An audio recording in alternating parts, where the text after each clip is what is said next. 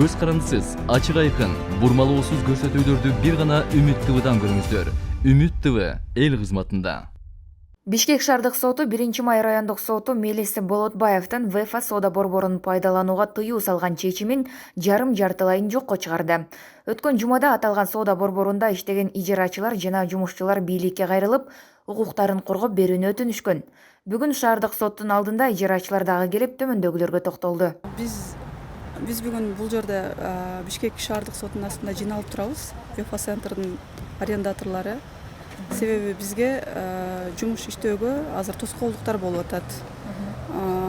Биздин жумуш ордубузду отпечатывать этебиз деп бизге предупреждение келгенден кийин биз дагы администрация менен чогуу сотко келдик. Биз жапканга буларга мүмкүнчүлүк бербешибиз керек. Анткени ал жерде деген биздин билгени 163 арендатор иштейт. Ар кандай сферадагы бизнестер бар. Баарыбыздын жумуш ордубуз ал жерде.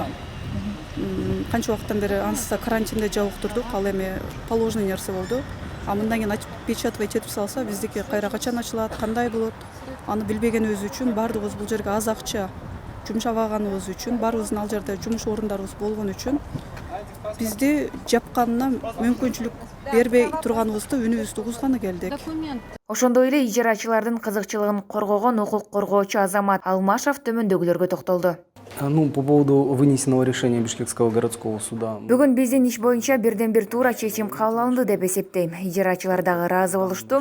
1-май райондук соту мыйзамсыз чечимди чыгаргандыгы үчүн ишенбөөчүлүк көрсөтүп, алдыда баардык иш-аракеттерди көзөмөлгө алабыз. Использовать торговый центр ВЕФа. Белгилей кетсек, Өзгүн иншаат ачык акционердик коому менен Ару Жылдыз жоопкерчилиги чектелген коомдун ортосунда ВФ соода борбору боюнча сот өндүрүшү 2017 жылдан бери уланып келет.